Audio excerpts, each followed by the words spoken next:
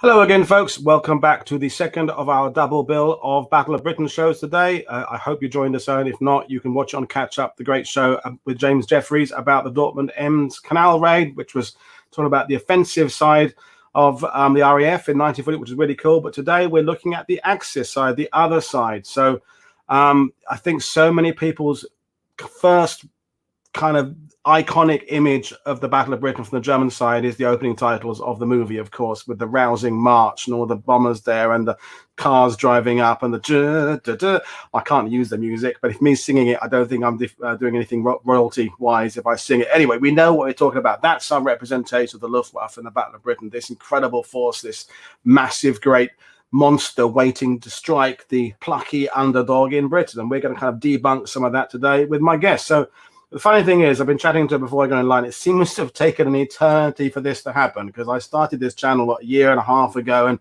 we're in communication right at the early days. But someone's been very busy with their career, getting their PhD sorted out. So finally tonight, it's taken a long time. I have Victoria Taylor, who you will remember from TV shows. She's been on all sorts of things. She's an absolute rising star in the World War II history world, and we're delighted to have her on World War II TV. So good evening, Victoria Taylor. How are you doing? Hi, Paul. I'm doing really well. I'm so excited that I'm here and that, we've actually been able to make this happen finally. So thanks so much for sticking with me.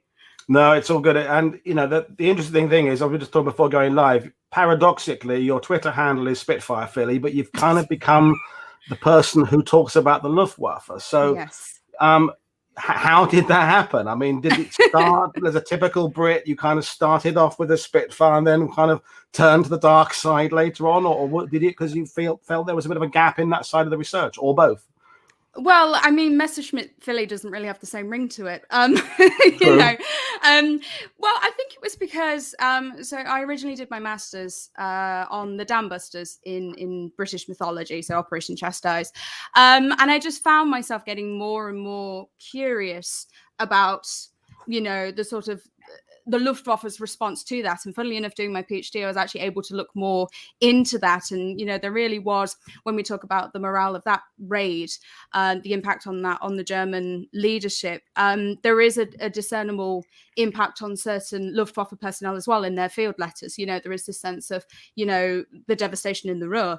And so once I'd finished that degree, I sort of thought, there is a dimension that is missing, because we speak often within Britain from that perspective of being British, even though we are generations that are now many degrees separated from the war ourselves. It is this sort of, there's this constant collective idea of we did this and we did that in the summer of 1940.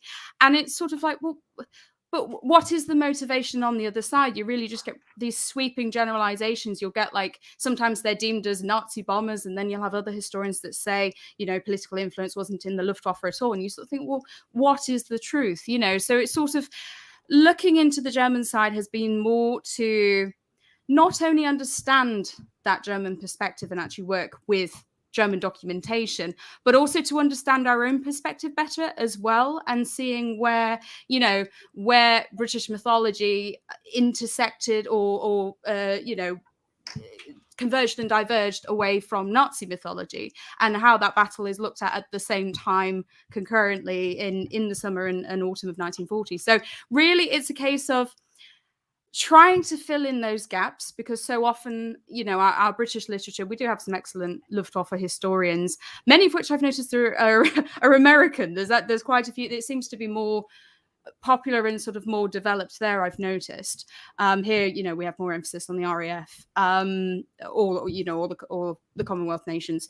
But yeah, it's sort of, I just really wanted to delve into what was the enemy, at that period, what was the mindset that the few and of course the many behind them were coming up against. And really, I think that's why I wanted to look further into what motivated the Luftwaffe operationally, but also personally, And in a sense, we're battling with two sets of kind of popular versions of history, because we'll talk about that in Allport later in the week. The British Commonwealth, particularly British English, I would actually argue, popular myth of the Battle of Britain, English, yes, has been built partly from 1945 onwards, not how it was reported in 1940. Mm-hmm. And then we have from the Luftwaffe side, because, you know, we people like myself grew up the books of the Adolf Galland, the kind of the senior Luftwaffe pilot who were cultivating an image of the gentrified sort of chivalric nature of this. And so there's kind of two competing, not false versions, but they're rather simple versions, kind of butting heads in the middle. And that's why we've ended up with our thinking. And then the movie that we all love hasn't helped kind of with that. But so we're going to go back, and you've got a series of topics you're going to bring up, kind of just starting points for conversations, really. So the first one, we'll dive straight in, is confidence in coming up against the RAF varied considerably among Luftwaffe airmen. I know you didn't see the show with James earlier on, but James was just the ref to kind of set this up, was saying that the offensive raids against, for example, the canals in August and September 1940 was giving the Luftwaffe a sense of that the RAF they're not beaten, they're still aggressive, they're still operating outside of the UK, they're still striking us. And yet, if I may bring up the film again, we have this image of them all waiting to just smash us. So this was the first one you gave to me. So elaborate on it, if you wouldn't mind, and what your findings have shown. Absolutely. I mean, just to say to James, sorry, James, I was traveling. I do want to watch it. It's sort of, I find it really, really interesting what you've brought up about the film, sort of, establishing this narrative that really the Luftwaffe is poised across the channel, ready to launch Operation Sea Lion if it needs to. And you still sort of see it today to a certain extent in more recent films. So I noticed this if you've seen Dunkirk, and I'm sure many watching today will have seen it. You see the Stukas coming in on the beaches, and you've got the typical yelling of "Where's the RAF?" which did happen. That sentiment is there amongst the British Expeditionary Force, but it's interesting because again it's shown almost as if the Stukas are utterly unopposed, which obviously we know the RAF was playing its role. Unfortunately, it couldn't stop all of the Luftwaffe aircraft from coming through, but it was playing its role behind the scenes. And I think even now, those sort of films are really showing this idea of, this menacing eagle that's about to swoop in the summer of 1940. But actually, the Luftwaffe didn't expect this. You've seen continental Europe completely run over with blitzkrieg, and so many territories occupied in such a short amount of time. And there's so many in the Luftwaffe that thought that was it. You would think that, wouldn't you? And it did happen for them in Denmark, for instance. It was conceded quite quickly because they didn't, the Danes didn't want to befall the same fate for Copenhagen as what had happened in Warsaw. So it was a case of, it is this idea that the Luftwaffe was all powerful and all invincible. But there were many that were not confident. Galland himself, obviously you mentioned earlier Adolf Galland, the author of The First and the Last. He said himself, I mean, you've got to be careful with post-war claims, obviously, but he said, at least in his Jagdgeschwader, that he thought in his fighter wing that they weren't confident of victory in the Battle of Britain, because they were already shocked by what they had encountered at Dunkirk, coming up against, obviously they're coming up against Hurricanes, but coming up against Spitfires specifically for the first time. And Gallant mentioned about the fact that Nazi propaganda really irritated the Luftwaffe because, there was this whole narrative of, all these other countries have been subdued. They'd said before that France and Britain aren't strong enough to take us on. And then, of course, once France is out the equation, there is this very optimistic perspective within crooked Luftwaffe intelligence, as well as, that Nazi bravado. And so as a result, you really do get this shock really for the Luftwaffe when they come up. They start initially with what's known as the Kanalkampf, or the Channel Battle, very early on in July, where they're starting to attack British convoys shipping in the Channel, and so they're not opposed quite so much then. But when they actually launch the first on Adlertag on the 13th of August, you get the Adler Angriff, the eagle attack. They really are quite shocked what they come up against. And so, there's some that I've noticed within my research, within more of the Luftwaffe's like sort of flat battalions, and it's their signal units and that sort of thing. After France, they're particularly confident within the Luftwaffe and think, oh, it's only a matter of time before our flying boys in the air scare them into submission and to sue for peace. But the fighters themselves it's a different story. They're not quite as confident as other sectors of the Luftwaffe and indeed their leadership. Because I'm going to throw something out there, because the German people are getting a version of the war that has been filtered through Goebbels' propaganda system, and it's not that it's not true. It's gone through a lot of editing and sales pitch and spin.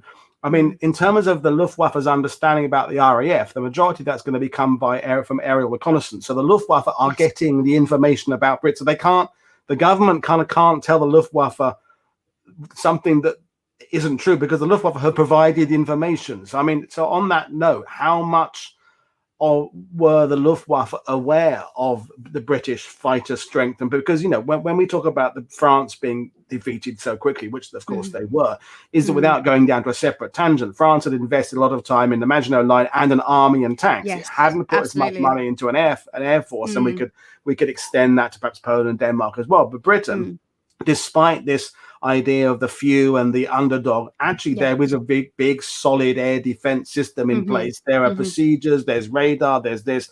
So for your average flight leader in the Luftwaffe, how much were they aware of the relative strength of the Royal Air Force that they were going to be up against? I mean, you mentioned the fact they'd seen Spitfires over Dunkirk, but I mean, do they know what numbers we've got behind that? Do they know what our structure is?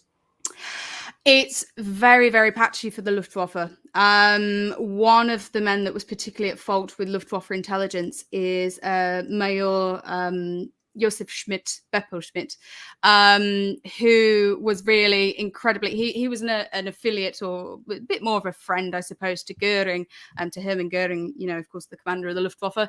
And he often came in with the most optimistic, overhyped reports, and they'd at one point, they'd actually estimated that the British had nearly 600 operational fighters less than they actually had.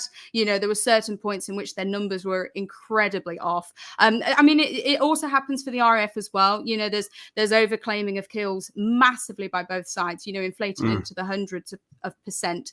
So there is misinformation on both sides. But for the Luftwaffe particularly, it is difficult because, they were particularly disorientated by the fact, of course, that Britain's got such an effective air-to-ground communication system, and it's got the Dowding system, and it's got a much better way of tracking those numbers to a certain extent. And so there is a sort of cohesion to the battle for the British that the Luftwaffe sometimes just simply doesn't have. Obviously, we find out at certain points in the battle towards the end of August, that the scale does tilt a bit in the losses inflicted, and the Luftwaffe starts to take the upper hand. But in terms of intelligence, the problem is that there is an overclaiming of kills, first and foremost, which is obviously a massive problem because they're starting to massively overestimate how much of the RAF is left to clear out, if indeed they do end up executing Operation Sea Lion. Of course, they do need to secure air supremacy if they can, or air superiority at the very least. But there's the problem with that overclaiming, and there's also the issue of judging the installations that they've been attacking as well. So Luftwaffe intelligence was often really bad for claiming that certain airfields and radar stations were completely knocked out, and they weren't. They, to quote one RAF commander, they were a bit groggy, but they weren't completely knocked out.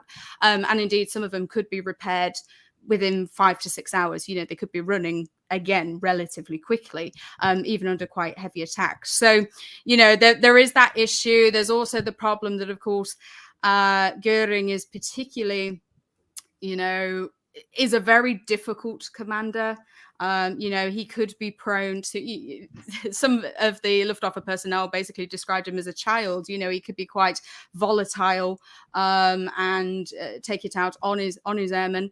And so, I think there's also a bit of a pussyfooting around him in that regard, in that, when he is confronted with the correct figures, sometimes, he is like, is this my Luftwaffe? Is this all we've got? He's believing his own bullshit to some basically extent. Well, I mean, if there's ever a way to to summarize Hermann Goering, it's basically believing his own bullshit. You can have that. You can as a chapter. Thank one you. Of your, Cited, forward. Bring it back in, and you can add that as a chapter title. Yes, I'll put that in the edit. Just to sort of clarify things, because we're talking about the Luftwaffe as if it's one single organisation. Yep, this afternoon we're talking about James talking about Bomber Command. So Mark Long asks, would there be any comparisons in confidence between the attitudes of, for example, the Luftwaffe fighter pilots and the bomber crews? Do they think as one, or do they kind of think separate? Because they've had so far during the war different experiences of it, like the RAF have, and so we're talking about the Luftwaffe as a general concept, but of course within it there's going to be different levels of motivation. So is there, in your research, is there something you could kind of pin on as being a difference between those two groups? Yes, there is a difference in terms of, we've got to think of the perspective of the fighter and the bomber crews that are going into this battle. They've obviously got different responsibilities and different flight conditions in that regard. And one thing I have certainly noticed, looking through some of the booked conversations, the transcripts of conversations that British intelligence have overheard from Luftwaffe prisoners of war that were held in Britain during the Second World War, is that so often the bomber pilots, so the Kampfflieger, they often say that there's no match for the Bf 109. They're looking at it as their protector. They're obviously seeing their comrades in arms escorting them to their target, and so often they are very much like, the Hurricane or the Spitfire, or normally they mention the Spitfire because sometimes there's a bit of an umbrella usage of it. There's a bit of a fascination with the Spitfire and the Luftwaffe. There is this sense of really very strong faith in the Bf 109, which doesn't always happen with the fighter pilots. So, when you read those transcripts, you do have some of the, particularly sort of around September, October time, there is a bit of doubt amongst certain fighter pilots that have been captured and been held in Britain, who feel as if the engines of their Bf 109s are no match for the Spitfires. Basically the Daimler Benzes are no match for the Merlins. And they're saying that the British have been, they make claims like, oh, the British have been working on engines longer and they've, perfected having greater revolutions, so it's better to fly and that sort of thing. So you do sometimes have that perspective where I think that from that collection, anyway, that collection of archival documents that I've read, there does seem to be an overestimation in some regards of the Bf 109's abilities, but with the fighter pilots that are being shot down, there's an underestimation of the Bf 109, and it's quite stark. It's interesting to see how much their opinions of the Bf 109 are impacted by the fact that they are captured, because whether it was the plane, whether it was them, they have been bettered by fighter command. So you don't know if that affects their cynicism of the plane, or if it's basically an unwillingness to deal with the fact that they were shot down. It's a pride thing, perhaps. So I think that's the main difference, really, in the Battle of Britain, anyway. That really, I think there's more cynicism amongst the fighter pilots, because at the end of the day, the bomber pilots, so long as they're sufficiently protected, they're going to have a much more favorable opinion than the fighters that are getting shot down trying to protect them while escorting them to missions. So, well, that's cool, and so that, I think we'll draw a line of that. So that varied levels of confidence, I think, is a good one to talk about, which kind of leads us very neatly into the next one, which is the Luftwaffe did not go into Battle of Britain at full strength. Now, I mean, this will need some explaining, because define full strength and define what it is, but this is fascinating. So again, for some of those watching, and I apologies for mentioning the movie again, we have this sense of this almighty great force, and so run us through this one. Well, yes, I mean, it's actually a really pertinent question, Paul, in terms of where are we defining full strength. Personally, you know, I think people often see the Luftwaffe versus the RAF being at, you know, the odds are very much in the Luftwaffe's favor numerically. And, you know, people sort of cite the number of, you know, how many operational fighter and bomber aircraft there were compared to operational aircraft for the RAF, although often, you know, people do miss the number of operational fighters, which really is more the key figure, in which case, you know, that was actually closer between the RAF and the Luftwaffe. But I think what I mean more by not at full strength is, again, we go back to this image of, you know, of the of the Luftwaffe being utterly invincible over the skies of France. But I think that what is often forgotten is that its various campaigns in France, you know, in the Low Countries, in Scandinavia or parts of Scandinavia, is actually the Luftwaffe incurs significant losses. It's not to the level, of course, of their allied opponents, and a lot of this is due to their typical tactic of you know, of clearing out the enemy's aircraft on the ground where possible. You know, but I think it's more a case of, you know, they really were exhausted over, you know, when you read some of the recollections within Luftwaffe propaganda books in terms of, you know, those early days of conquering continental Europe, you know, there really is this utter exhaustion of seeing all the fighting below, and it's actually very disorientating for the Luftwaffe, even though they're, you know, it seems as if they're completely unopposed. A lot are sustaining really quite grisly injuries. They're really starting to fly multiple sorties a day, particularly in Falgelb and Falrot. So the, you know, the basically the stages of taking over France, you know, and so there is this real sense of exhaustion that is starting to creep in already by Dunkirk, and I think people often forget that. So I think it's, when it comes to full strength, I think it's more not really in the numbers per se, but more in the mindset. I think people just automatically think that, oh, you know, the Luftwaffe has had its experience from the Spanish Civil War. It's just transferred it. It's completely rolled over these countries. But, you know, there's certain areas like Norway, for instance, was difficult to take because of its, exactly, you know, that was difficult to, there's different operational conditions. It's not just going through the flat Low Countries. You're flying above the flat Low Countries and helping within Blitzkrieg in that regard. So, you know, I think it's more the actual mindset that some were already tired and wanted the war to be over, even just by that time. That also kind of make you think they would be hoping for quite a swift they don't want this to go drawn out. If they want, if they're going to defeat the RAF, it needs to be fairly quickly, otherwise they're going to just run out of things like that. And as we know in other aspects with U-boats, everything else, even the Japanese did against allies, it's if anything becomes drawn out, it favors the allies more than it favors the Axis because of just production and everything else. So they're kind of confident about a victory, but they've kind of got to get a nice one like they'd had earlier in the Blitzkrieg and get it done and dusted, and then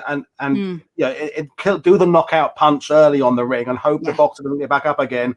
Oh no, he's still standing after round 3. That's when it struggles. So which brings us again, we can move straight in because it's the same point really, is the whilst the Luftwaffe did outnumber the RAF, it was not quite as dramatically against the odds as some has been portrayed in British culture. And again, when we elaborate on that, I'd like you to explain how German culture has reported this, because again, I'm coming at it from the small boy growing up building airfix kits, reading commando comics point of view, when the idea of it being the few is essential to my understanding. Here's an infographic I got from the MOD, borrowing from them discreetly about that makeup there. And as you said, it's not the total number of aircraft is a little bit misleading because it's aircraft types and aircraft how good they are, frankly, as well. But really, if you look at the numbers, I'm sure different historians would maybe say that these figures could be adjusted left or right or up or down. But essentially, in terms of fighters, the Luftwaffe don't have a staggering amount more than the RAF. It's maybe a 20% increase, additional number. But how, when you look at that as someone who's now spent a serious amount of time studying the German archives, do you think that kind of infographic is a misleading picture or an accurate one, or is it just a case of it's a bit too simplistic? I think it is far more accurate. than the typical sort of narratives that were placed in, in a lot of RAF related literature with everyone growing up over the years post-war. I mean, I think it's clearer in that it gives the types of aircraft, which I think definitely works a lot better, because as you can see here, the RAF's got about around 600 serviceable aircraft at this point, or operational, and the Germans have got 864. But the difference here that graphs like this can't really convey unless you're digging into it further. It's simply two-dimensional. It's not. It serves as a starting point, but it's actually there's too many variables. I mean, a couple of people have said, Andre, I think, who joined me for the earlier show, is have a new view. I think it's not so much. I wouldn't say misleading, but it's a one-dimensional. It's not allowing enough nuance to it, I suppose. Absolutely. No, this is exactly the problem, that it's sort of, I don't think it's meant to be misleading in terms of there's an agenda behind it, but I think it's just, unfortunately, the way it is designed, of course, as you say, is for a solid foundation. This is the subject. It's an introductory thing. It's for a website to honour the 75th anniversary, to give people of all different knowledge levels a bit of an understanding about how that battle kicked off. And of course, what we're going to do, when you've done with your PhD thesis, is you've gone into on a deeper dive in it. And on that subject, I'll let you talk in a second. Did you go into your research and find that your research changed your initial ideas? Did the research, was it revelationary, or did it kind of actually confirm your previous biases? Because obviously, with your previous degrees, you've done a lot of work already, but were there surprises?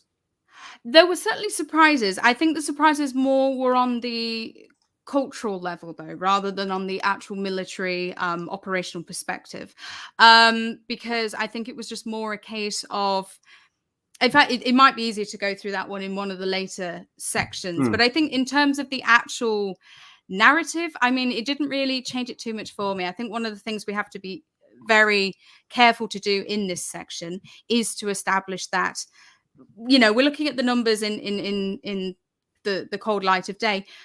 The RAF felt truly against the odds. Britain felt truly against the odds, and that's what does make the Battle of Britain particularly remarkable.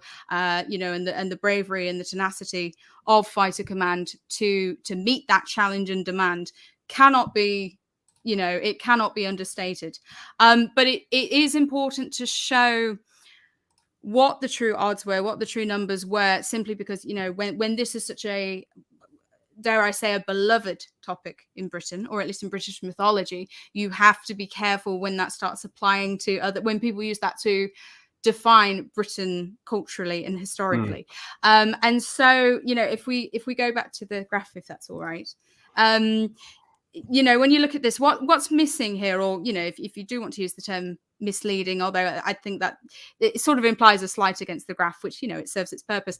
I think what is missing here is that you're not seeing the quality of said aircraft. So obviously people are going to see the Spitfire and think, oh yeah, that's brilliant, glad there's quite a few of those, although of course the Hurricane greatly outnumbered the Spitfire in the Battle of Britain. But for instance, you can see on the RAF side you've got the Defiant, the Blenheim, the Gladiator. When you think of just how really outdated they already were by 1940, you do have a bit of a problem, and that is not particularly, having those numbers doesn't mean much. But equally on the German side, when you have a look at, obviously you've got the Bf-109E, the main fighter, the mainstay fighter. The Bf-110s were in fact very disappointing actually in the Battle of Britain. They were, it was almost like a strange situation. That came up in the sidebar. There's already been a sort of 5-minute chat about the 110. So yes, exactly. This is the problem. Basically, they started to get into a situation where the fighters, the fighters' escorts needed to be escorted, which becomes very inefficient. And so you have that issue, and you do have the mixture as well. That the Luftwaffe's got the bombers, but even with a Junkers 88, which actually at this point was probably the most advanced of them. It's useless with a Spitfire in its tail, and the Luftwaffe personnel say as such in there, in the captured prisoners' reports. They say, the minute you're sandwiched between a Spitfire or even a Spitfire and a Defiant underneath with its turret, really you're toast. It doesn't matter. You're not, whichever bomber you are not the speed of a fighter. So you sort of have that issue. The Junkers 87, so the Stuka, that also has a problem. That ends up seeing, it has great success in the early days of Blitzkrieg, but then that ends up being incredibly vulnerable in the Battle of Britain. So now you start to see, even just by looking at model by model, you start to see why we're not getting the full information. And another aspect as well that we're not getting is the factor of aircraft production, because Britain considerably ramps up its aircraft production and makes it more efficient. Germany struggles with a chronic shortage of manpower throughout the war.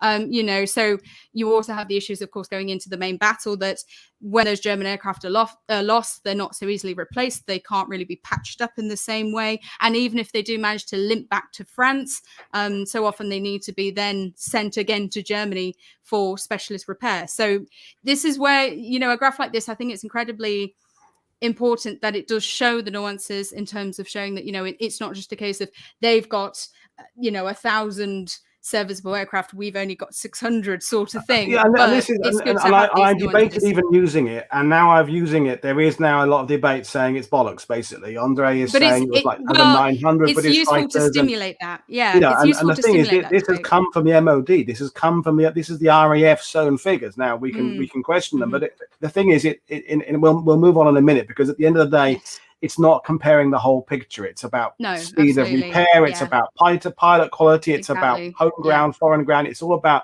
it's ending. We're getting bogged down in a detail that maybe isn't necessary, and it's just going to be people just argue. You can prove anything with statistics, can't you? You can. But it's an interesting starting point, and certainly.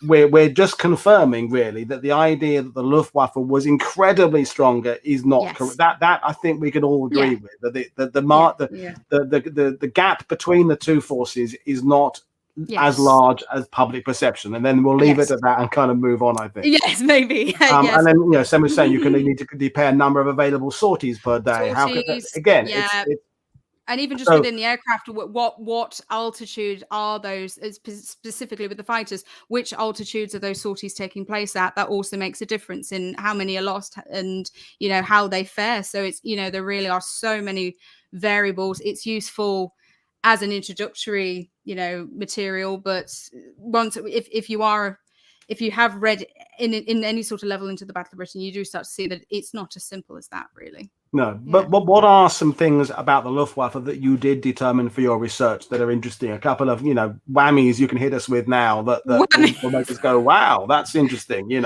Yeah, sure. I mean, one thing I did find very interesting, looking through Nazi propaganda, mainly I used sort of three main sources, really, in terms of Nazi propaganda for the Luftwaffe. The first was Der Adler magazine, which the Eagle magazine, and that was the Luftwaffe's official magazine, but it was, it was produced through the Reich Ministry of Propaganda, so it was National Socialist. The other ones I used was Deutsche Luftwaffe magazine, which was through the National Socialist Flyers Corps. And the National Socialist Flyers Corps was basically a paramilitary prep school, if you will, for the Luftwaffe.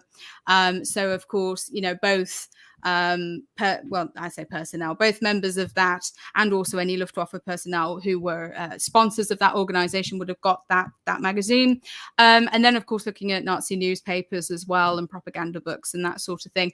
I think the main zinger, which I found really interesting, was that obviously in Britain we have this real sense of, Britain standing alone sort of thing. There is this entrenched myth, although I think it has been picked apart successfully by many historians over the years, in recent years, that it was Britain alone. Now, obviously, we know, there are the reinforcements of the Commonwealth, of the men that came from Nazi-occupied countries. We're talking Poland, we're talking the Free French, people from Czechoslovakia. We're thinking of all those countries as well.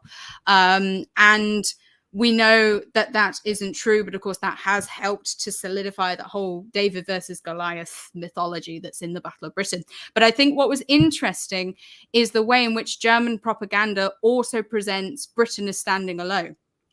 So it is a narrative in which, Britain is presented as standing alone at the time, but it's by the Germans. And obviously the benefit for them is the fact that, well, normally they refer to it as England standing alone, because quite often they forget the other parts of Great Britain and Northern Ireland. But I think what's interesting in that regard is that they basically say England stands alone, and therefore that's why we're going to take it over. And I remember a really key phrase that was saying, for the first time in its long predatory path to power, England stands alone.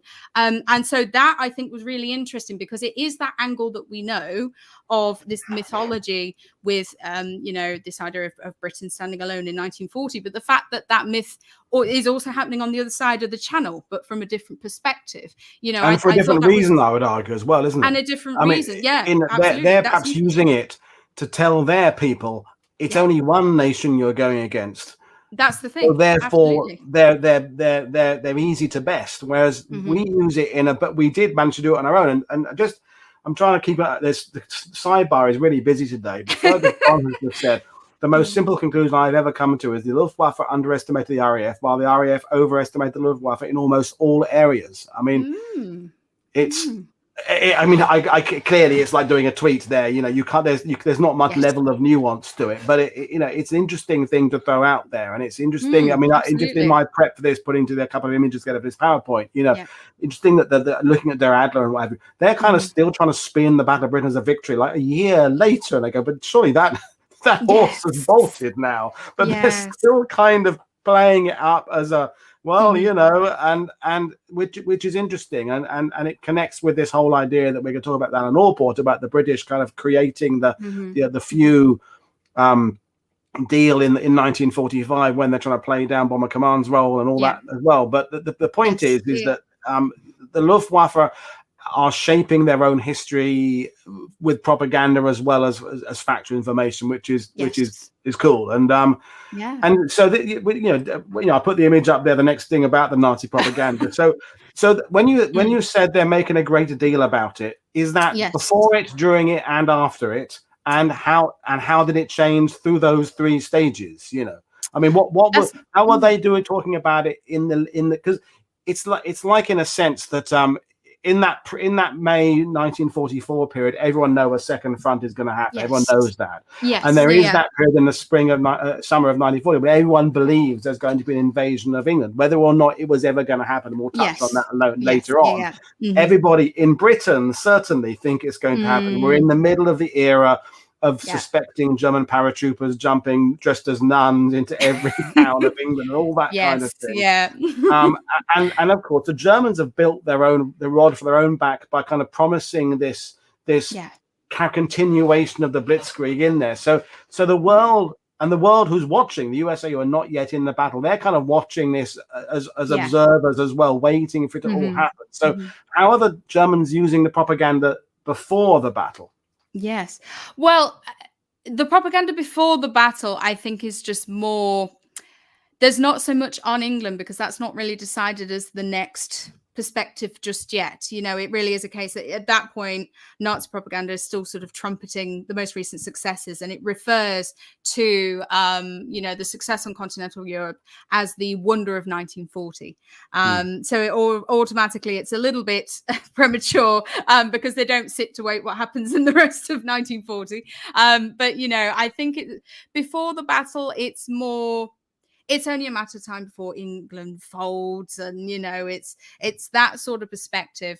During it, there tends to be more focus specifically, not really so much on what's happening to England, Britain per se. It's more emphasis on the actual men taking part. So that's when you start to get more coverage of the fighter aces, because you have to bear in mind that earlier on in the war, so around sort of the phony war time, the Nazi propaganda presses are quite starved of material from an aerial perspective. You know, they do obviously have the coverage of the Blitzkrieg in Poland, but then there's sort of this lull in which there's not really too much fight, because there's not as much fighting, or it doesn't seem to be as much fighting on the ground. It's presumed there's not as much in the skies as well, and so, you know, there's more reporting of reconnaissance missions and that sort of thing, rather than, you know, dogfights in the way we'd think. So I think that's why, you know, from around July, August, you do get more of an emphasis in Nazi propaganda, more on the men taking part. You know, they're starting to myth make around the men in the same way that you sort of get in the First World War. You know, you're thinking of Manfred von Richthofen and Oswald Bölker and Max Immelmann, and you've got those First World War fighter aces. They're starting to be created, but for the new generation. So you know, you've got Gallant. You know, you end up with other Luftwaffe aces. You know, I mean, you've got others who, they tend to be more the actual Jagdflieger, so they do tend to be focusing more on the actual fighter pilots, but you do sometimes get coverage of bomber aircraft and bomber crews as well. And so really it's a case of, I think that's what they tend to focus on more, is the actual specific fighter aces. You know, but then after that, it tends to be more an emphasis on England starting to stand alone. And it was really interesting that you mentioned about the Americans, you know, sort of watching on the wayside, because the Germans did actually cite that in the propaganda as well. You know, so they were mentioning the fact that an American journalist had described the Battle of Britain as the Trafalgar of the skies, of the air war, the Trafalgar of the air war. And the Germans do cite this in their propaganda, and do call it that term. And, you know, and they report this American journalist saying about how, you know, should Britain lose this contest, you know, within the Battle of Britain, it will have lost the war. So, you know, it really, in that regard, you know, it does get reported more in Nazi propaganda than we think. You know, it is a case of being reported in a way where they start drifting a little bit into the Blitz from, you know, early September 1940. And again, that's modified a little bit to basically make it seem a bit more like it's a bit more intended and continuous, you know, but I think that's more the sort of stages, really. I think earlier on, before the battle, it tends to be more about so celebrating past successes and sort of thinking, well, it's elementary that the Britain is going to yield. And then after that, it's the creation of the fighter cults in the Battle of Britain. You do also get coverage of the bomber crews as well, but not as much, you know, because you've got the glamour of the German fighter pilots. And then after that, really, it shifts into a bit more of a fate, a destiny sort of perspective, that's sort of like, you know, Britain's on its last legs. And indeed at that point, towards the end of August and early September, you know, Britain, the RAF is really feeling the impact. So it's not actually an entire lie in that regard. You know, there is certainly, the scale does tip in favor of the Luftwaffe, although I think, you know, there have been sources in the past that have exaggerated and said basically the RAF was done for, and it wasn't that bad. You know, it was certainly on the ropes, but it wasn't completely knocked out and done for, sort of thing.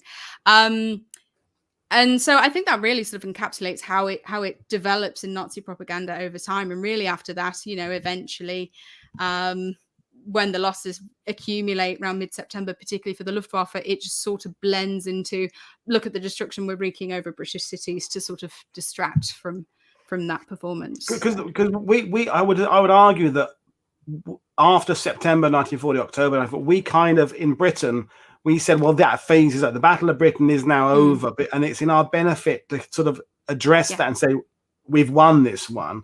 Whereas the Germans kind of, by not really accepting it's over, just kind of morphing it into the continuation of the Blitz. They're saying, actually, no, it's not. It's just half time. It's just we're still. I've gone from boxing now just to football now. But it's interesting how they kind of switch their tactics. And because at the beginning of it, when you think about the advantage they had in terms of the propaganda effort, in that they had been completely undefeated you know, Yes, in all their, absolutely. you know, they're looking at victory, Yeah. victory, victory, victory. There's a perception that their aircraft are very good. There's a perception that their pilots are very good. Yes. The Stuka, people have already discussed it. Probably the greatest aircraft of 1940 has come up several times there, and certainly within Europe, you think about the fear among the refugee population. The Stuka, just putting it on an image. Well, The even psychological I get terror. terrified looking at that image, and I have not experienced being strafed as a French refugee in 1940. But they've got some real aces to play in terms of propaganda. Eventually, of course, the Brits will get Spitfires and Churchill's speech and stuff, and they'll kind of fight back with their own brilliant propaganda. But before the battle, the Germans, in that regard, have the upper hand, I suppose, in the propaganda side of things. But to your next point, which I of the ones you gave, I think is one of the one that fascinated me and intrigued me in equal measure when I got your list on.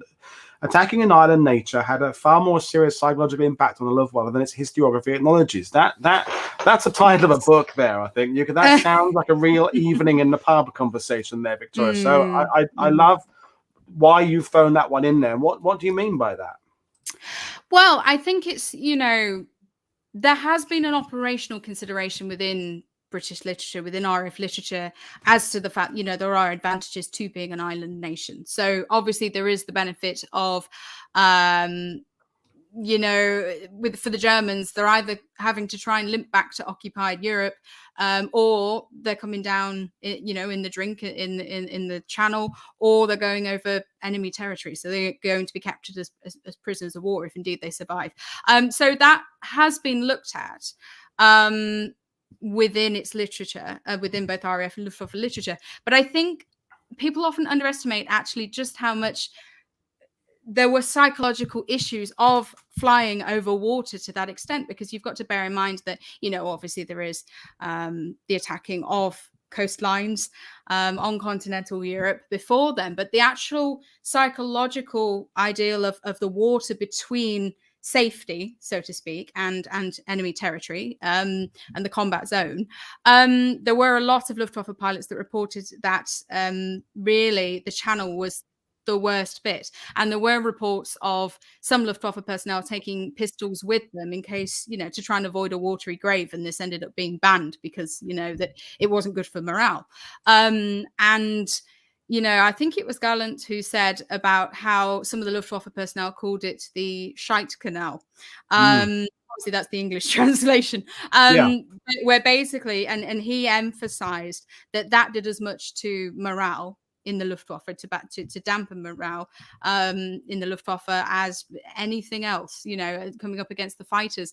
And there was one Luftwaffe Hauptmann who basically, I think it was Hauptmann Bradl, I think, he basically was given a Luftwaffe questionnaire. This is a little bit more into the Blitz, but of course he'd been flying over in I think it was Dornier DO-17s, I think. Anyways, part of a bomber crew, and he was given a Luftwaffe questionnaire, which was sort of to do with well-being, about sort of how they were doing in terms of the performance over Britain. And he was said to have basically written on the form shit, turned it over, then put shit again on some of the other questions and crossed it through and just signed it Bradl, So basically it was a case of shoving it back, which, I mean, the audacity of that really in the Third Reich is quite amazing. But I think they just knew that the men were so exhausted. They had very much cited that worry and concern of flying over and trying not to land in the Channel, which was cited by a lot of airmen as being the thing they truly were terrified of. And this is what I'm finding particularly fascinating. And when we before going live, we talked about this, is because when you debate, as we could do and other people do, aircraft types, and that's been going on. And thank you very much, everybody, for your wonderful conversation and sidebar. I'll go back and read it all tomorrow when I'm not hosting the show. But the morale aspect is much more fascinating. As fascinating, because people do love their aircraft. But this particular report you just said with the shit written, that was obviously one you found. But this other kind of experience, is it a vibe you're picking up about a fear of flying over the channel, or is it little bits here written here, or are they coming back and doing full blown I'm petrified of going over there? Is it a case of kind of just having to cast your net wide and look for this stuff and to get that feedback? It's very inconsistent. So that specific story comes from a in the RAF museum. There's a collection of microfilms which were basically collected by a historian who had been wrote one of the early books on the Luftwaffe, a British author, and it had been reported by another member of his unit, and it said about, it was just talking about morale. But what's difficult is so often, the source material that is flooded, that you go through, is flooded with emotions, but sometimes obviously because they're just memoirs or the recollections or whatever, they're not always asked specifically what was your morale, or what did you think about this specific thing. So I found it in amongst several accounts where they've said that the channel was what they particularly feared, and others that have mentioned about how flying up, some had more, they felt it more as stage fright before, and then once they were up in the air they were fine, but it's just that it's that anticipation of needing to scramble. There's others that quite admitted that they more or less fell into a depression, and would drink for some of the day and then just be just about ready to scramble again. But they would get to a level where sometimes they wouldn't even wash, they would just be utterly exhausted, depressed from the strains of combat, particularly during the when you're going multiple sorties a day at certain points in the Battle of Britain.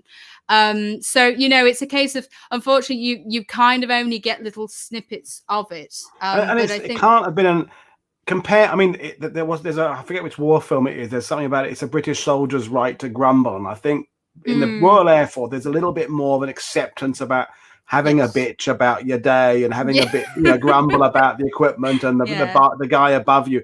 I imagine the Luftwaffe in 1940 wasn't quite as easy a place, the Nazi regime, to be critical of anything above. So I'm assuming you have to kind of read between the lines of this. And this is again where we're competing with the post-war memoirs of the gallant type figures who have had time to reflect and adjust and reevaluate the war from a perspective of someone who's come out on the defeated side, who now wants to continue a kind of career as an aide. So, and it's not that their books aren't interesting. I read them all when I was reading Douglas Bader as a kid. I was reading those the German accounts as well, and of course that's part of my understanding. But it is it at the time in 1940 to try and I can imagine it being a real psychological hurdle, just getting up and flying over that channel. Absolutely. I mean, that's the thing. You sort of, there's other stories that you just don't get in memoirs because, so often the Luftwaffe, as you say, there's gallants, but there's also, there's Hans Ulrich Rudel, as a Stuka pilot. There's Johannes Steinhoff, Johannes Fink. There's so many that are classic names that produced that literature to some degree, and my PhD thesis actually digs in more specifically into considering post-war Luftwaffe memoirs, in terms of their, not only their experiences but also their political orientation. But yeah, absolutely. I mean, there was Karl Fieck. He had the issue of that he tried to protect his flyers. He tried to with his fighter wing, he tried to protect his flyers where possible because he was noticing this combat strain. The Luftwaffe didn't really have an effective rotation system in the same way that the RAF did.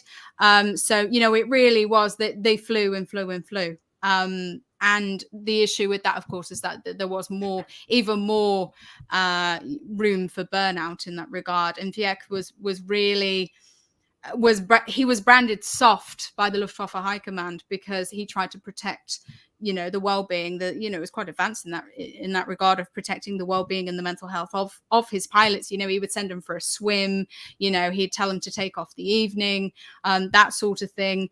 And attitudes within the Luftwaffe were actually very varied in that regard. Sometimes they were sent to convalescence homes, or they gave them something therapeutic to do, like riding lessons, but other parts of the Luftwaffe were very much more how you would imagine it to be. It's almost I'm sorry to interrupt again. I mean, that's interesting because even near me in Normandy there were three, I think it was three different manor houses just on Omaha Beach that were used as recreation areas for Luftwaffe. But this is later in the war. But clearly there was a recognized need that these guys are needing to go and unwind some. And maybe it's a class thing as well, because you couldn't give all the entire Wehrmacht a weekend off. You have no one, but the Luftwaffe, I guess, has maybe had that out. But it's interesting because someone just asked, I'm going to go about this. It's so busy tonight. The sidebar. That's good to know. Thank you for. Were there psychological casualties in the Luftwaffe? So you're saying yes, there were, and did they address it? Yes, but you're kind of saying not in an official capacity, at least at that stage of the war.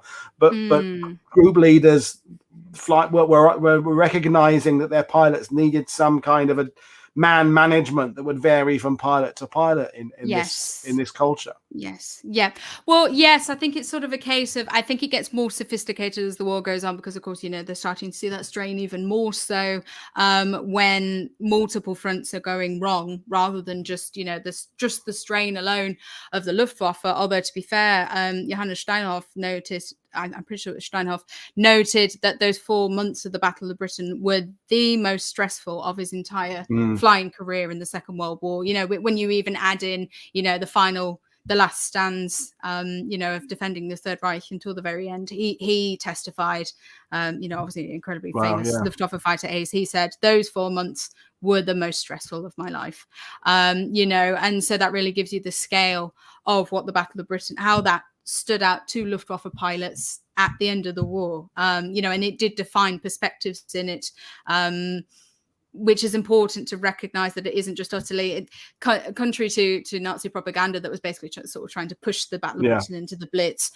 It does stick in the mind of certain Luftwaffe pilots for the strain that it had. So there is, the convalescence homes for the Luftwaffe actually are dotted across its different fronts. Quite often. On a pure practical, it's. Given how long it takes to train a pilot to be good, if you've got an already good pilot, giving him a few weeks of R&R to try and salvage him, to put him back in, is a better investment of time than writing him off and trying to train someone new up. And obviously they're training new pilots as well. But if you can keep an experienced pilot in combat by giving him a bit of much needed, but clearly kind of at the beginning of its understanding of how to deal with people with what we would now call PTSD, but at least they're attempting to do it. So it is. Oh yes, in that. Sorry to interrupt you, but just on that point. No, I interrupted you. That's fine. No, it's okay. It's all interesting. On that regard, Luftwaffe psychologists were definitely more advanced than RAF psychologists. I think they were. The fact that they had them within the Luftwaffe and that it was quite regular to be sending its personnel for these things. But I think Wieck was particularly singled out by the high command because he put particular emphasis on it. There was, with Goering specifically, he really wanting this meltdown of blaming the Jagdflieger, so the fighter pilots specifically, and saying, they lacked courage, they lacked bravery, and was blaming them for the issues in the Battle of Britain rather than his own bumbling leadership. I think it's one of those things that it is there, but it is a bit inconsistent. It is a time in which, you'll have had some, like in any other country, like in the RAF, you've had some that actually would have seen the benefit of having, those relaxation tools to hand. But of course, you'd have others. You only have to look at the legacy of lack of moral fiber in the RAF to see that, others were not attuned to that in the same way. Well, this is. I'm thoroughly enjoying it. The sidebar is busy, so we'll move on. And we've kind of touched on this as well. All the themes, all the topics overlap, and so that's fine. The German press attempted to manipulate the timelines of the Battle of Britain in order to try and hide the campaign's shortcomings by the autumn of 1940. And I put a couple of images up there because these are from October and November.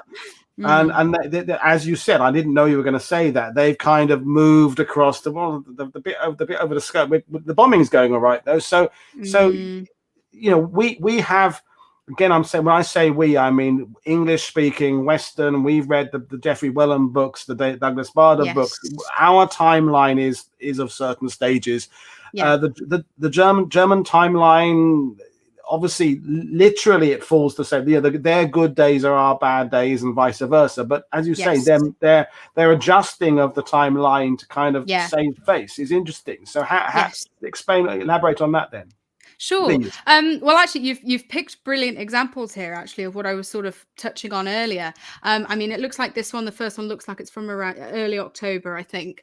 Yeah, that's October and that's November, I think. The October on the left, November on the right, or December possibly. Oh, right, brilliant. So October on the left, right, brilliant. Because it's interesting here. So December. yeah, December. Yeah. So it's interesting here with the one on the left because of the fact that it says, it says "Kennst du unsere Luftwaffe?" So it's like, do you know our Luftwaffe? Like, get to know our Luftwaffe. And again, you've got this imagery, strong imagery and emphasis on the pilots rather than, I mean, there's operational aspects. Whereas obviously on this one, when they're looking at the destruction of English, they've said English, English industry and English industries, you do start to see. Obviously, this is December, so we are straight into the Blitz by this point. We've gone past the Battle of Britain, but it does show the sort of images on the right hand side of what starts to appear really from September. And so as a result, you've kind of got this development in terms of that already starts a little bit earlier on. And the way I say they changed the timelines, I mean, in Britain, our understanding of the timelines of the Battle of Britain are actually quite arbitrary. We tend to go 10th of July 1940 until the 31st of October 1940. And that, in fact, is actually, it is a bit random, because you can technically say actually you could count more of the bombing of shipping a bit earlier on before the 10th of July and actually place it more around the 2nd or the 3rd of July. But where the timelines have changed. So I'm not sort of speaking about those timelines, like how it changes from RAF or British timelines, because they in themselves are a little problematic. But the way in which it changes in German propaganda is that you sort of, around the beginning of the Blitz, you start to get, and particularly by early October 1940, you get this real narrative in Nazi propaganda, which basically says, the air attack has begun on England, and this is the final blow, and German bombers are going overhead. And the fact that it says that the campaign has begun very neatly and very conveniently glosses over the fact that they've been trying to do this since July 1940. It's like, we always meant it to take this long, honestly. What do you mean we're behind schedule? No, this was always the plan.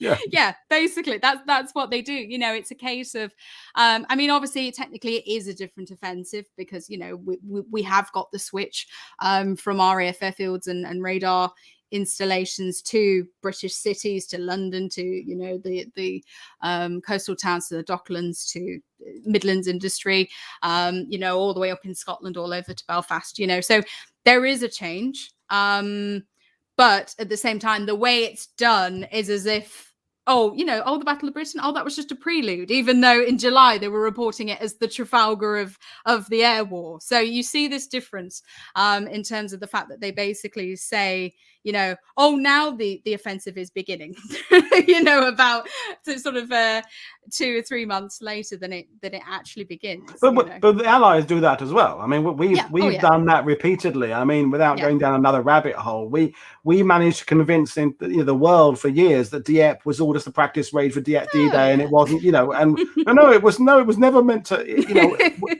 Both sides are guilty of reinventing the past to fit the new way it's gone. So that they're not the only guilty party in that. No. Yeah, I think and interesting about the dates being arbitrary, because I think Dilip Sarkar, who's on Tuesday, has either written a book or is writing a book about a whole list of pilots who should be part of the few, but they died before the cutoff date. He said, effectively because they died here doing this. And I think he's found 25 or something young men who died, none of whom actually officially qualify for being part of the few, but which is absolutely the problem with an arbitrary date. It's not arbitrary, it's that whatever dates you set, it's going to be people are going to say, well, no, that's the wrong date to start it at. We have that with when does the Battle of Normandy start? We have it with the so many things. But anyway, Yes, no, definitely. Yeah. So so the propaganda element is cool, and this one, I'm waiting to move on to the next one, but we will, because I think the aircraft bods watching are just going to they're going to just go crazy. They hear those keyboards going now. Now, what we are saying here is not necessarily what you think about the 109 or what I think about the 109, but you're saying that within the Luftwaffe at the time. The opinion about the Spitfire and whether it was worse or better than the Bf 109 was divided then. So therefore, we as aviation historians have every right to be divided over it still, because the guys who actually flew them and were in formation with them had doubts. So I think you've touched on this already, particularly with you said about the bomber crews having a bit of a mystical vision of the 109 being able to save the day, and so but with regard to Spitfire and the Bf 109, what were your findings? Well, I sort of found the main kind of difference is the time period. So, right at the beginning of the Battle of Britain, there is still, there is a confidence in the Bf 109 within the Luftwaffe, but I think it's sort of a case of the main thing I sort of noticed with it is the fact that it has this. Sorry, I'm just hearing a bit of echo, so I got a little distracted. I think the main difference is once you start to get to about September, October 1940, you tend to get more of a feeling that the Spitfire's engine, because of course you're going through different marks of Merlin.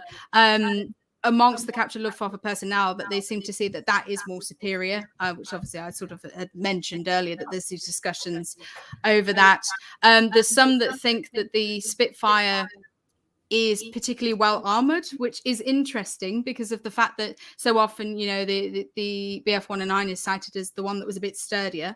And so, there's certain Luftwaffe personnel that mention that too, within their captured, the conversations of the captured Luftwaffe prisoners of war. But I think sort of the main thing is that there is mainly faith in the Bf 109, but there's some that staunchly defend it and say, and even say that anyone who claims that the Spitfire is better than the Bf 109 is weakling, as one captured prisoner of war suggested. And I believe he was a fighter pilot, so it wasn't just the bomber crews defending the Bf 109. It was almost seen as a bit of a how dare you insult the Bf 109. There's others that, interestingly enough, mention about how so often by British intelligence they're being asked, what do you think of the Spitfire? And in return, there's one particularly interesting one, which says about, well, when the Focke-Wulf it comes on the scene, there'll be no more Spitfires left. And of course, that's particularly interesting because, the Focke-Wulf 490 doesn't come in until the next year. So there are these whispers earlier on of other aircraft that are coming onto the production line. So I think it's interesting in that some say, the engines are better of the Spitfire and the armament's better. And, it's a case of, there's those that do question it in terms of coming up against the Spitfire. And obviously, some of the bomber crews say, if you've got, 2 or 3 Spitfires on you, what can you do? But yeah, there is definitely a difference in the fact that some staunchly defend their Bf 109s amongst the prisoners, the Luftwaffe prisoners of war. And there's others that say, actually the English are starting to edge out ahead of us in certain respects. And predictably, the sidebar's gone, oh no, not the Spitfire M only, it's Spitfire bias again. Why not the Hurricane? Why and that's fine. We all know that, but what you're saying, if I picked up on it, is that the Germans themselves are kind of starting the Spitfire bias by saying to people, the pilots, what do you think of the Spitfire? They're not saying, what do you think of the Hurricane? They are all equally to blame for starting the Spitfire thing because I guess it's the shape, mystique, something or other, and as we will come to the conclusion in a minute, that it's a distraction, this conversation. What I would say is that I think it's a case of it's a combination of glasses, whether you're a glasses half full or half empty person, with a combination of the grass is greener person. If you are a confident person, whether you're flying a Spitfire, Hurricane, or a Bf 109 or a Focke-Wulf, you're going to kind of think, well, hang on, I've got the best aircraft, I'm the best.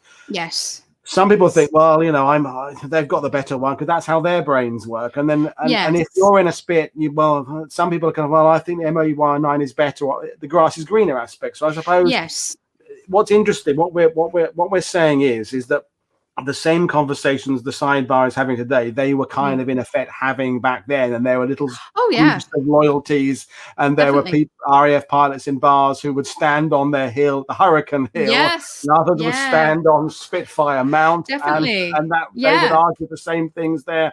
yeah, And the interesting show I did a few weeks ago with Graham Mottram about the Seafire, and he was talking about comparing it to the Spitfire, saying the Spitfire, again, of course, we know the Mark One going right the way through to the post-war one, it kind of goes on an arc. It starts off good, then so it gets to a point where they try to do too many things with it, and it ends up becoming good again. So it's the single Spitfire against a single, it's model numbers, it's how you use them, it's in what formations, with what commanders, with what tactics, and whether you're offensive or defensive, and all those things there. And there's someone, I think Nicholas Patton just said, skill trumps armament any day anyway. So that it comes down to pilots and stuff. But it is interesting, again, that what we're essentially saying is that the kind of a part of the Spitfire legend is created by the Luftwaffe themselves by loading the questions to kind of, but it's the Spitfire, isn't it? And then that leads to the comment in the movie and this, that, and the other. But no, absolutely. I mean, on that point, definitely, it is worth mentioning that there was a bit of a Spitfire bias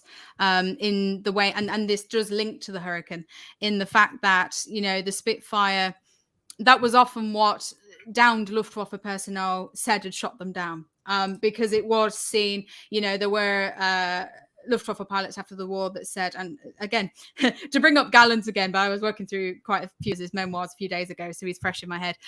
He actually claimed that the Hurricane was useless, in his words, which the chat's going to go crazy. I don't think this, but he said the Hurricane was nice for shooting down, basically, but the Spitfire was dangerous, were his words. And obviously that, again, that's interesting when you consider the fact that the battle is very much skewed towards the Hurricanes that were available rather than the Spitfires. But that extends to every aspect of what we do on World War II TV. That every Tommy in Normandy, every tank is a Tiger, every single rifleman is a sniper. It's exactly that. The Germans say everything's an 88. The Germans have the same terminology about the British things and Firefly. So this is universal across the study of World War II. That for whatever reason, a particular thing becomes the bogeyman in the cupboard that everybody is fearful of meeting, and the Spitfire, for whatever reason, earned this label deservedly and undeservedly, and that's it. That's the world we live in. We have the people who want to debate it can debate it, and it's a never-ending discussion to which there are no perfect decisions and no perfect takeaway from that. But again, we're moving on. You touched on this earlier on, but this is again where we're taking that infographic we put up that some people said was nonsense and saying, okay, that's one way of looking at it, but this is a really good thing because we've got to compare the way they're operating, because flight time over the channel, time to get back, the British defending their own skies, what have you. So this effective rotation system and how exhausted they were. This, I would say, as a non-aviation enthusiast, this is not the trope we believe. We believe this. The drinking champagne, going out to French chateaus, everybody's in a good mood all the time, and it's occasional sorties and then lots of drinking and cavorting, and everyone's in a really confident spirit all the time. But you're saying the evidence is that they are actually being stretched to almost breaking point. So what is there to find in the archives about this?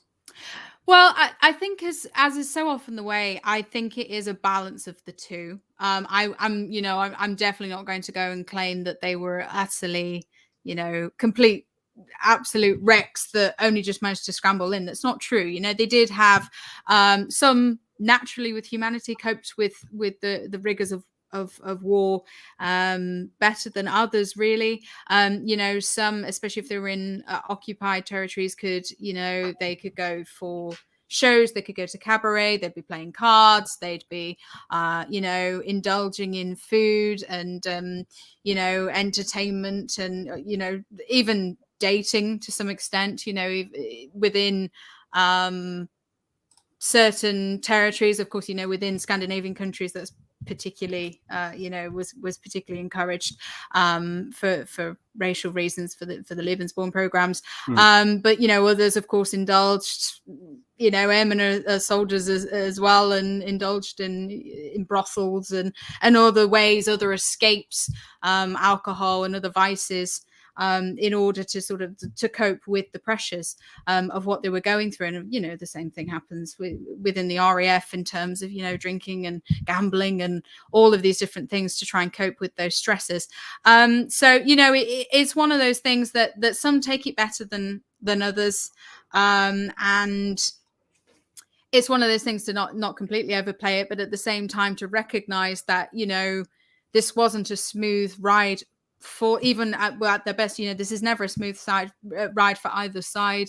And so in that regard, that needs to be borne in mind, that again, it's not there is this whole image of utterly efficient, ruthless pilots, but they are, this isn't, of course, to sanitize them and to paint over the fact that, there were certain sections of the Luftwaffe which were very much steeped and tinged in National Socialism and Nazi ideology. But when we say they were humans, we're looking at it on the soldierly level in terms of the fact that, they've got their own fears, their own complexes.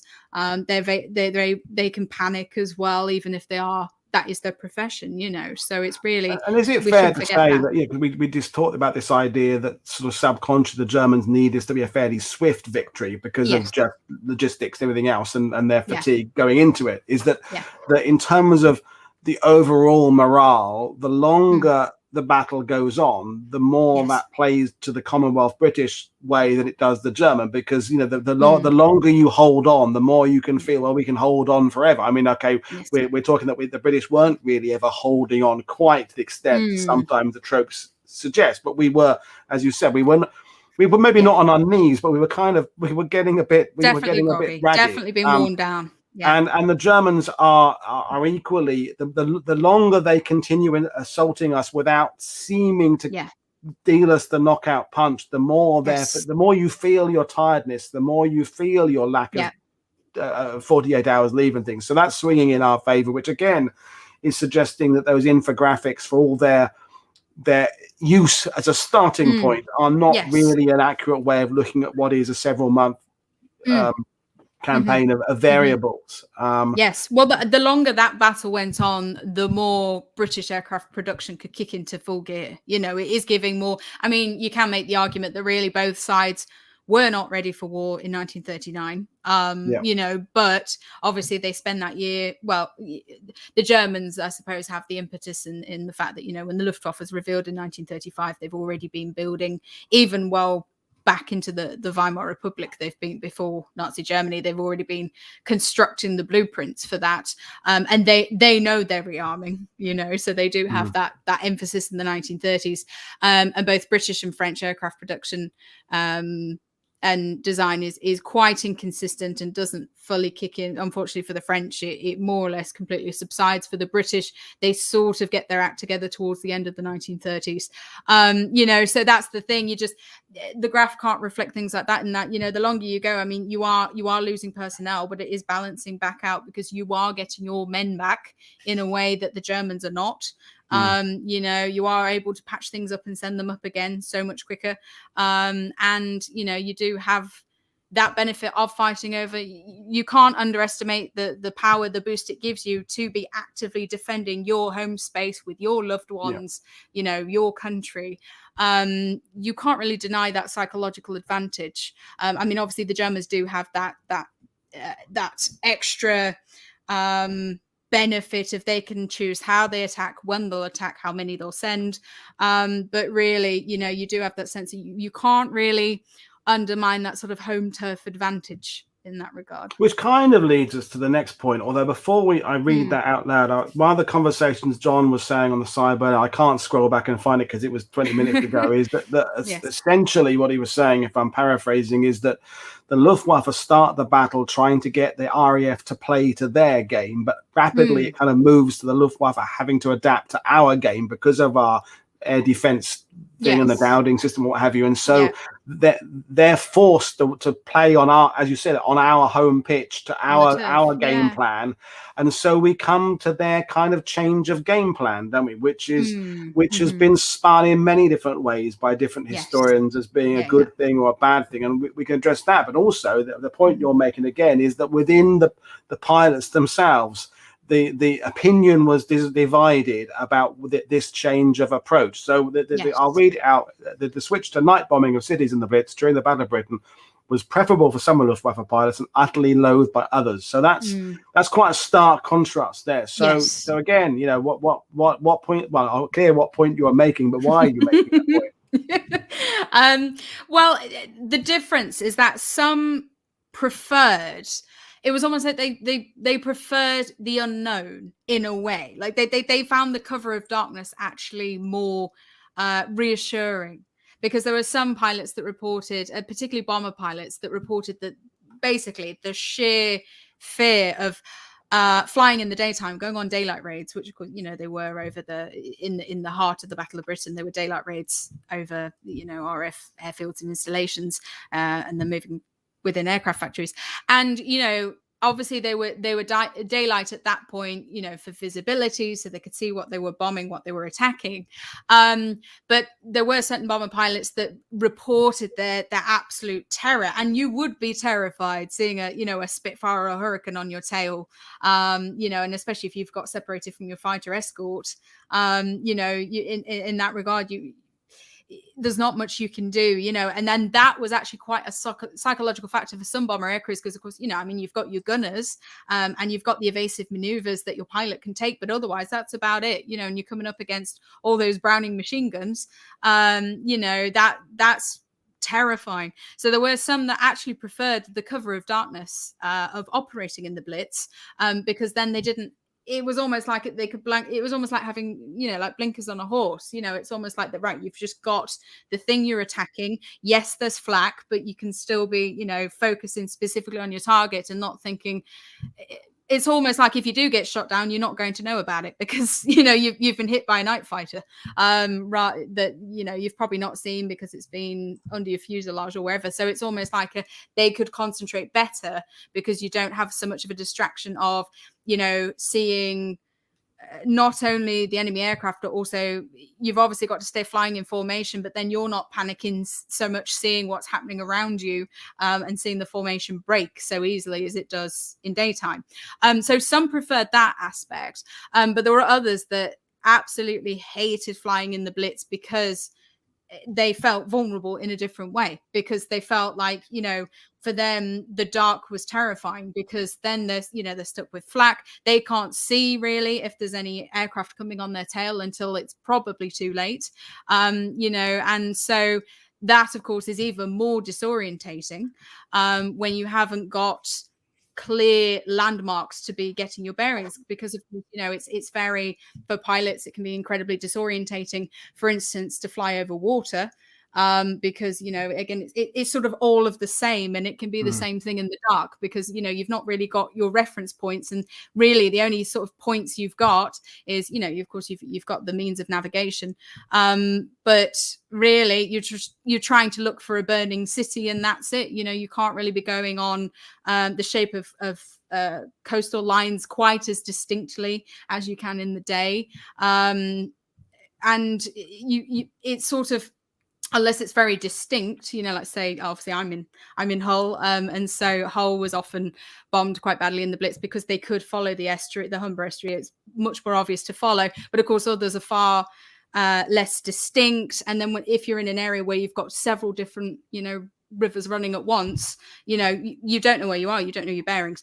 So that's, I think, is worth bearing in mind when looking at differences between the Battle of Britain, the Blitz, for instance, and also just how operational morale can be individual and unique, is the idea of, you know, for some it was their ideal operational conditions, and for others it was their absolute nightmare, realized. Yeah, and I think if I'm going to take a single takeaway from it, well, two takeaways. One is you're very good at what you do, but the second takeaway is that we've had this tendency, we collectively, to group the Luftwaffe, and the Luftwaffe thought this, the Luftwaffe thought that, and really what you're saying is within the Luftwaffe, opinion was divided, and there are a range of opinions and a range of feelings, and we have this.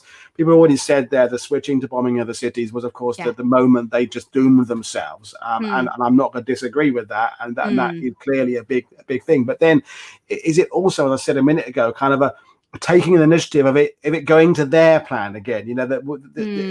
We're the Germans are thinking, well, we're not doing it via the way they want us to, so we're staking our claim by changing it, and maybe it's a flawed approach, and clearly it was, but it's them being bold enough to try and it's like, go back to the football, it's like bringing on your substitutes in the second half and changing formation. It might work for you. In the end it didn't, but you've got to applaud the fact they did do something bold, because tinkering with it didn't work, I guess. But that's the fascinating thing, is that you're saying that it's the opinion is varied about this. Yes, it is. And there is also, to be honest, I mean, I think this is one of the points we might discuss later on. The switching of cities was already, that wasn't seen as a great idea in the Luftwaffe for most of the Luftwaffe anyway, because they did feel like they were getting, especially for the fighter pilots, they did feel like they were getting momentum, that Goering ended up frittering, and this again didn't really help his the fact his reputation was getting worse, because he's the one that sort of impatiently wants to move towards bombing British cities once it transpires. There's an accidental Luftwaffe raid on London. They hit a civilian area and they don't mean to, or well, as far as we know, they don't mean to. And then of course that is what ignites Winston Churchill's retaliatory attack against Berlin, and then that's how you get the excuse for bombing British cities. And of course, I suppose we're coming back to the idea as well that the Germans' lack of information about our strength in depth, how many aircraft we're producing, and our ability to rearm and retrain, that's going to come back to bite, because they're desperately fighting this on a day-to-day basis. Someone have already put in the figures of just how many aircraft the British produced between July and October, and it's staggering. Everything is cranking up. Well, they couldn't have been aware of that. They couldn't. No. So that their misjudgment of where we are logistically is to be their own undoing, and yet they kind of hadn't picked up on the momentum, the false momentum, I suppose, that the fighter pilots were getting, that we are chipping away. It is gonna tip to victory. But we're nearly an hour and a half now, so we've got one more point. Sorry, thanks everyone. No, it's great. People are staying with it. I thought the numbers would drop away, but people are loving it. So this, I think, is another really big point, because now Battle of Britain, Operation Sea Lion, invasion are inextricably linked now in people's perception. But you're saying, and you're not saying Operation Sea Lion wasn't a proposition, because of course it was. They threw up lots of plans. But you're making the point that the Battle of Britain was more intended to encourage Britain to see sense, a peace deal to be negotiated, rather than just the means of laying the groundwork for Operation Sea Lion. So clearly this isn't just a hunch. This is all, again, from your examination of the archives and the material you've been looking at. So how did you find that out, and what were they saying about this? Well, I think it was a case of, for me, I think it's sort of, I noticed the running theme where even when you're looking at documents from 1937, 1938, you see a reticence for war with Britain within the Luftwaffe. And this is in both in British and German documents, but more within, because I looked quite a lot at diplomacy documents that were sort of between, some were with the German Foreign Office, and some were within, more to do with the British Air Ministry. And they, even as early as then, there is this, there's massive relief in the Luftwaffe. That I think there's a British, I think it's the air attaché, is basically told that, there was profound relief in the Luftwaffe that the Munich crisis was averted by Chamberlain. They were very grateful to Chamberlain for that. And so there is this sense of not wanting war to start with. There's reports of Goering having said to British personnel just before, about a year or two before the war, of saying, I can't imagine our our men at war sort of thing, because, you know, he's like, there's the honorable understanding between our nations of, you know, the fighter pilots in the First World War. And of course, how much is that is just, you know, trying to distract from the fact that soon they're going to be on the war rampage. You know, you can debate. But I think it's sort of a case with the, you know, that Operation Sea Lion in no mind in Germany, in the Third Reich, in the Luftwaffe, that is not the desired option. That's not to say that it wasn't a serious option, because we know it was. We know that there were Einsatzgruppen, so that, you know, the sort of the mobile killing units of the SS. We know that there were lists drawn up of people they were going to capture in Britain if Operation Sea Lion was going to materialize. And we know that it was as bizarre as, you know, looking into Freemasons and heads of universities and even, you know, the leaders of the Boy Scouts. You know, there was this level of preparation to that detail. You know, the Kriegsmarine, so the German Navy, had been collecting potential,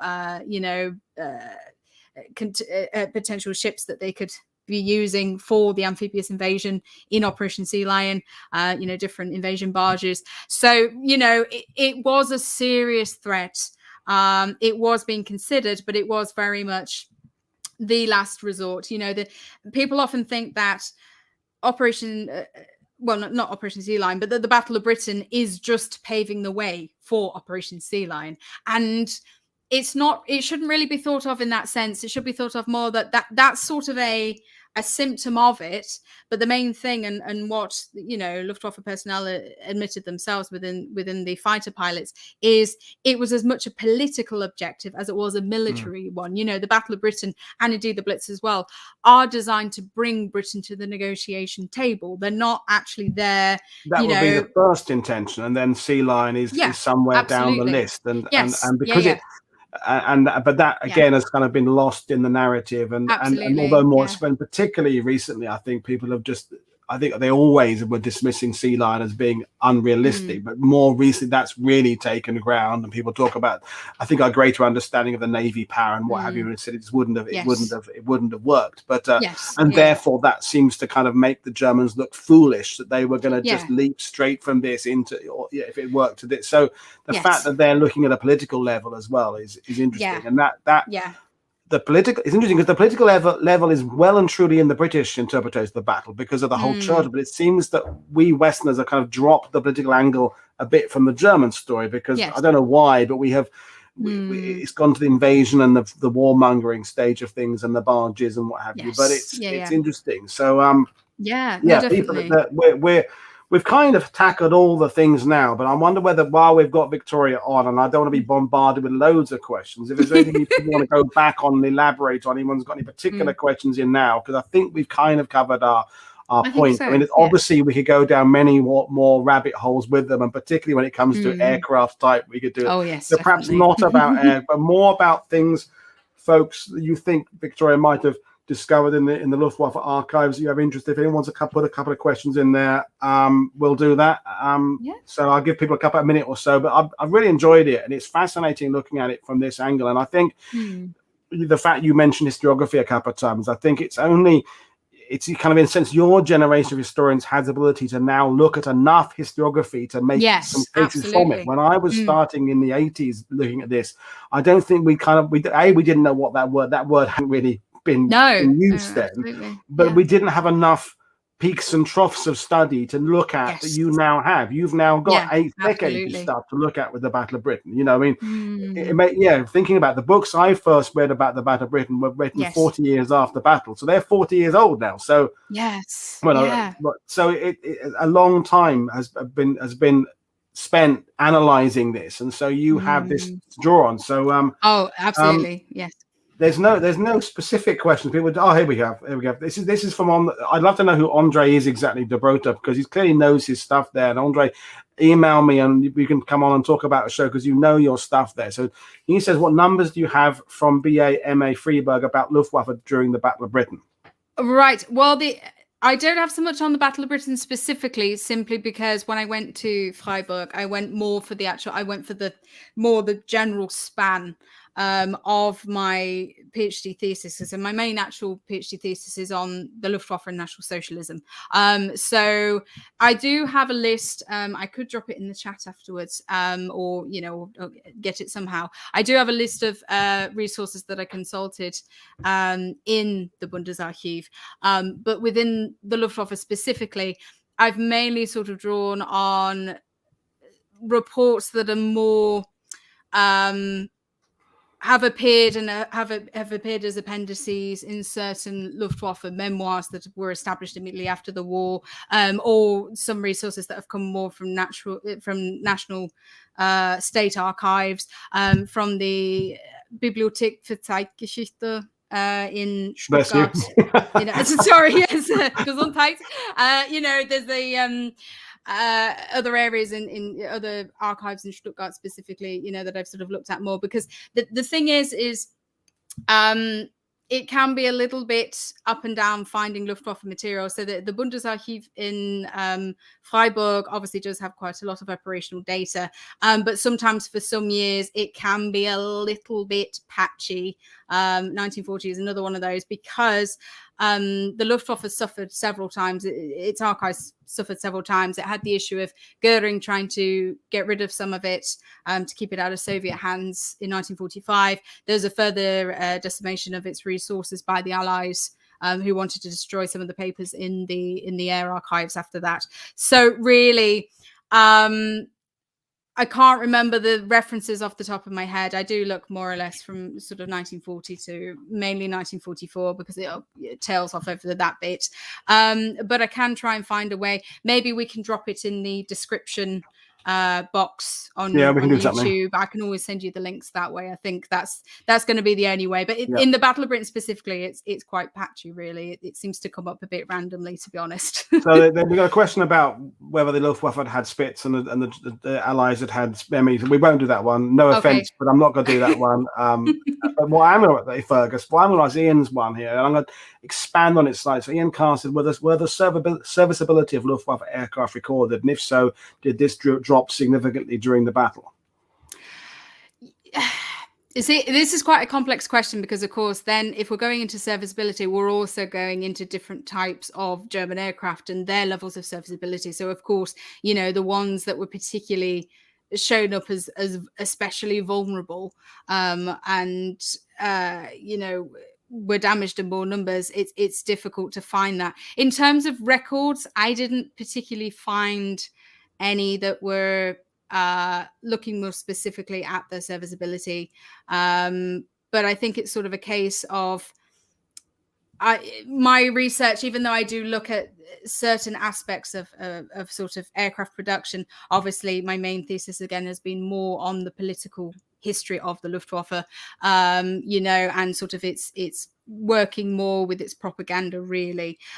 So I would imagine it would have dropped somewhat in the Battle of Britain, simply because of the sheer attrition rate at certain points. When you start to get aspects of when there's Black Thursday around August 15th, and the Luftwaffe suffers terrible losses, when you get the hardest day, when you get Battle of Britain Day, and the Germans were really surprised in the middle of September. I would imagine it would have dropped. It would have perhaps got even more difficult with the fact that they're starting to, Nazi Germany as a whole is having to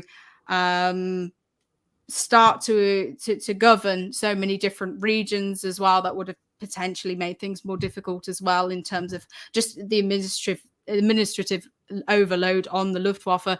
But I haven't got any sort of specific, I can't give a specific record.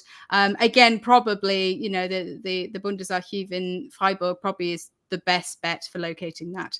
But I would imagine it would have dropped, but I can't give specific figures, unfortunately. Okay. I mean, we could be here 1 hours answering all these questions, but this one actually came up a couple of times. So I'll put the one up that the use of drugs by the Luftwaffe, because this became a big thing a couple of years ago with the SS later in the war. Yes. So or motivational stimulants, I will broaden it out, because we talked about the fact some of them, the alcohol and things like that to calm their nerves. But any evidence of that in the archives?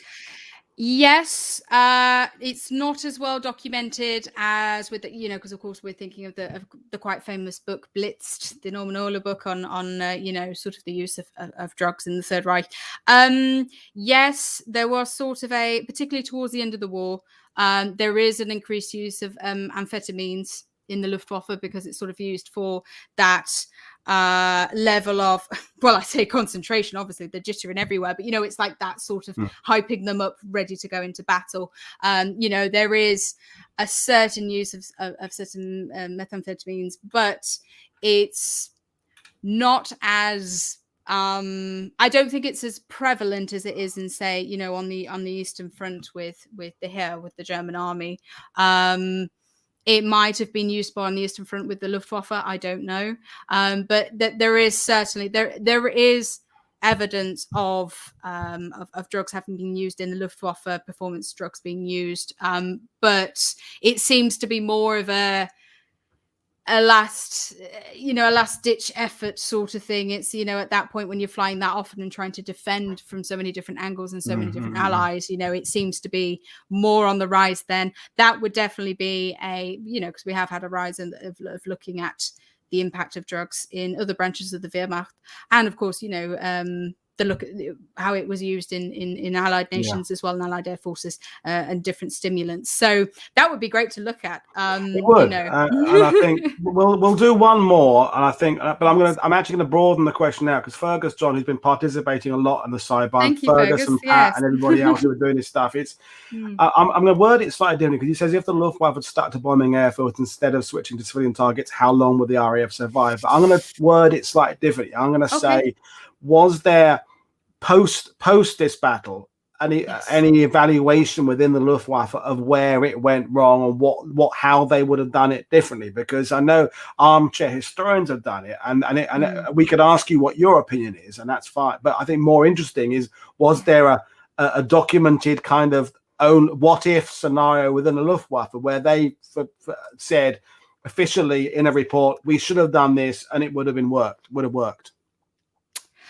I think, to be honest, there were surveys of looking into to start with. Of course, there were preliminary reports before the war to look at the feasibility of something like launching the Battle of Britain or the Blitz. And it had been determined that really the Luftwaffe in 1939, it had been more or less determined that the Luftwaffe was not going to be ready to really launch any sort of serious offensive on Britain until about 1942.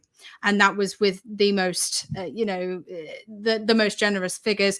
They found a way to be able to, I think it's mainly Josef Kammhuber, he was better at sort of cutting the requirements down, so that sort of helped in that regard, so that they had forecast reports going into the Battle of Britain. In terms of looking back, they did have, during the battle itself, they did have certain conferences where they reviewed what they'd done wrong. They did have, especially after the Adlertag on the 13th of August, they had a conference on the 15th, which, of course, ended up being Black Thursday. It ended up parts of Donnerstag, so it ended up timing, being even worse. But, they often had conferences at Karinhal, Goering's, sort of his residence, and he would hold his fighter pilots there. And on the Battle of Britain specifically, it happens in real time. They do look at what they've done wrong, what they've done right. Obviously, it is a bit fractious with Goering because, sometimes some of these conversations do end up being, the men are blamed for shortcomings. And it is also a bit chaotic and up in the air because, Goering himself starts taking more holidays and vacations and he's not there to the level he should be, and that's making the fighter pilots frustrated as well. Post the battle, I would assume so because they do keep these conferences even right to the end. Towards 1944, Goering is still assembling the very best in the Luftwaffe in the Jagdflieger with the fighter pilots to be coming up with suggestions as to how the war should be prosecuted.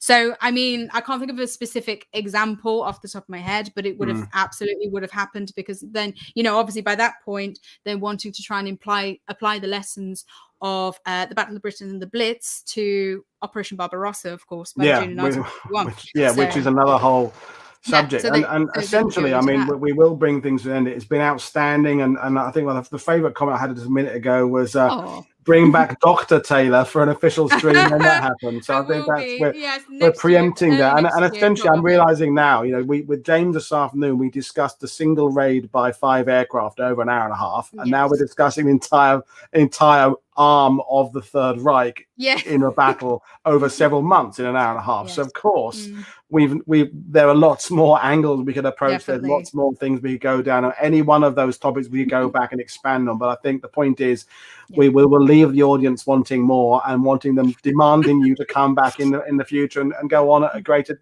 well, either hone in on something with more detail or do a part 2 or and it's being brave enough, I think, to all of us to admit that our knowledge is shaped by our youth and our childhood and the mythology that we've talked about. And I urge everybody, I know there's a few new people here today for this show. They've come from your feed or my feed. I don't know, they've just been tempted by the Battle of Britain, but I'm urging them to watch Alan Allport's show on Wednesday, because he is going to take apart the mythology and because Alan Allport's brilliant book, Britain at Bay, is just a fantastic book. Any of us who know anything about World War II just think Alan Allport is a superstar. He's a god. And so we can do that. We can talk about Eagle Day. We can talk about particular aircraft, but it's been really good, and a bit of RAF Transport Command. Darren Little says as well. But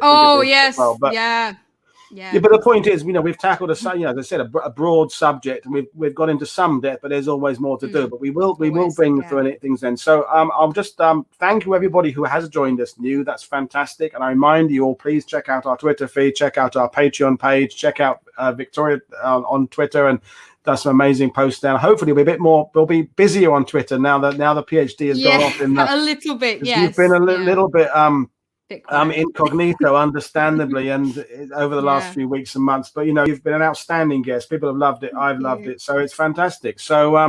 So folks, I'll just remind you what we've got coming up, and I'll come back and say goodbye. So tomorrow we have another female guest, Sarah Louise Miller, is going to be talking tomorrow about the vital role of the women in the Battle of Britain. So the WAFs and radar and operations rooms and all that. And that's an element she's particularly looking forward to talking about. And she has been recommended thoroughly by James Jeffries earlier as being an outstanding guest. So I'm looking forward to that one. Then it continues on. And there's another show I haven't scheduled yet about air sea rescue, which is going to be, I'm going to schedule it in the next couple of days. My life is hectic as well. So there's the shows we have already advertised, and there's one more that's going to come in about air sea rescue.